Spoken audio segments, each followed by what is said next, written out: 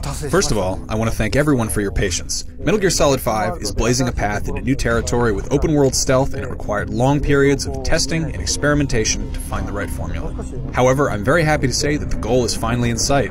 Right now, we're busy putting the finishing touches on Metal Gear Solid 5 The Phantom Pain to polish it as much as possible by launch.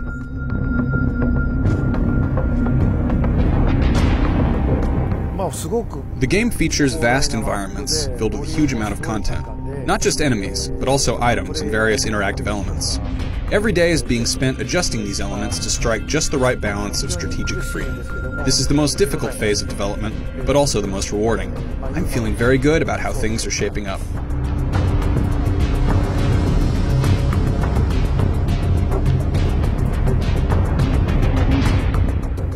When I first came up with the idea for Metal Gear, people told me storytelling won't work in action games. So I set out to prove the world that action games could be a valid storytelling medium. This led me to craft Metal Gear Solid using storytelling tools like cinematic effects, cutscenes, radio calls, and stage gimmicks. In today's game industry, these types of linear storytelling methods have now become commonplace. However, that was never the ultimate goal.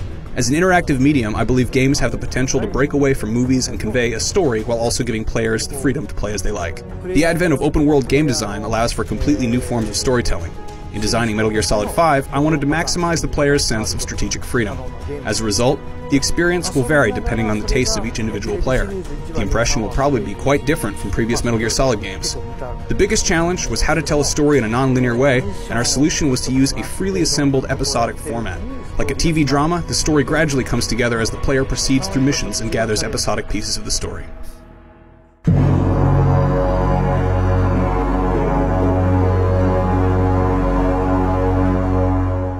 To be honest, I never set out to create a franchise called Metal Gear, and the original game actually had a different title at first. However, various factors at the time led us to name the game after the main enemy weapon. Once you do that, there's no turning back. You can't make a Metal Gear without honoring the title, so it goes without saying that the Phantom Pain will feature some new incarnation of the bipedal walking tank. However, since the Phantom Pain takes place in 1984, the designs are influenced by popular sci-fi movies from the era. You'll see a lot of technology that didn't really exist back then. Certain aspects are realistic, but when it comes to high-tech weapons and walking tanks, what you're seeing are visions of the future through the lens of that era.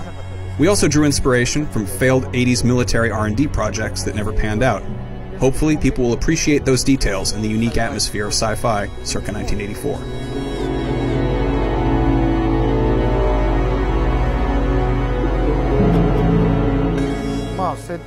I come up with the setting and convey the character's name, age, habits, background, and language to Yoji. Then he creates the designs based on that info, and I check them and give him the feedback. His booth is right next to mine, so we're constantly communicating with each other. Once the basic design takes shape, I then leave things in his hands and check back when the model is done. Generally, we're constantly moving in tandem, checking, verifying, and discussing designs at each and every phase. Sometimes, though, he surprises me with things completely different from what I asked for, and that's the really fun part of working with him. Several characters in the Phantom Pain are the result of this.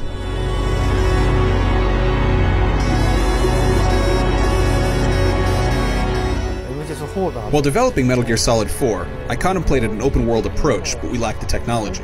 I felt we were also lagging behind Western studios in other areas like physics simulation, lighting, and rendering techniques as well. That fueled my decision to seriously invest in creating an internal game engine which we called the Fox engine. The new engine was mandatory to realize my goals for Metal Gear Solid 5 The Phantom Pain. I needed a way to empower small teams of specialists to work individually on tasks that they were best at in order to boost efficiency. The engine also allowed us to adopt more of a Western-style toolchain and team structure. Without these modern optimizations, we'd never finish a game of the Phantom Pain scope. This resulted in Metal Gear Solid 5 differing drastically from Metal Gear Solid 4, not only with respect to content, but also with regard to development style and methods.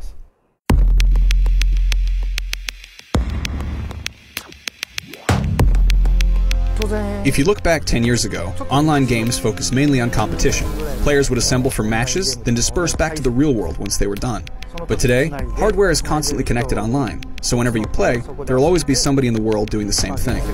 Therefore, I want to include elements that take advantage of that. This time, it's not just your mother base, but the mother bases of players from all over the world. This adds a new dimension to the gameplay based on connections between players online. It's a huge challenge for us, and we're putting a lot of effort into it. In the early stages of the game, players will complete missions and enjoy the story as a standalone experience and develop their mother base. However, at a certain point, the game opens up and each player's story becomes intertwined with the experiences of others online as they compete with rival mother bases, or invite others to their base as allies. It's a different type of online experience. Hopefully, people will enjoy what we've done.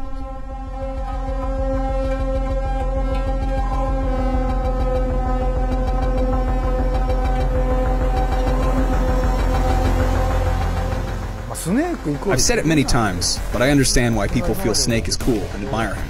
In reality, though, Snake is and always has been nothing more than an extension of the player. He's your alter ego. Therefore, I made a very conscious effort this time to bring Snake closer to the player's perspective. As much as possible, Snake will act based on the player rather than doing things like making spontaneous comments or flirting with women. In fact, this time, Snake won't really speak much at all. Metal Gear Solid 5: The Phantom Pain is an open-world game focused on giving freedom to the player who will drive Snake's action. Snake himself will be more of a silent protagonist similar to Mad Max and Mad Max 2. It's the characters around him who will expand the story.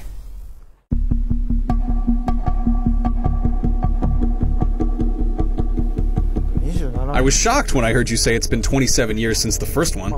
I always say this will be my last Metal Gear, but the games in the series that I've personally designed and produced, Metal Gear on MSX, Metal Gear 2, Metal Gear Solid 1, 2, 3, 4, and Peace Walker, and now Metal Gear Solid 5 are what constitute a single Metal Gear saga.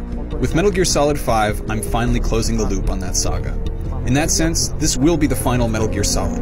Even if the Metal Gear franchise continues, to me, this is the last Metal Gear.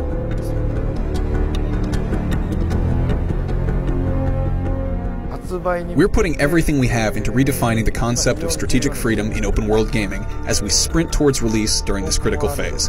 It's been challenging, but also immensely rewarding, and I can't wait for fans to experience what I think will be the most interesting game in the franchise.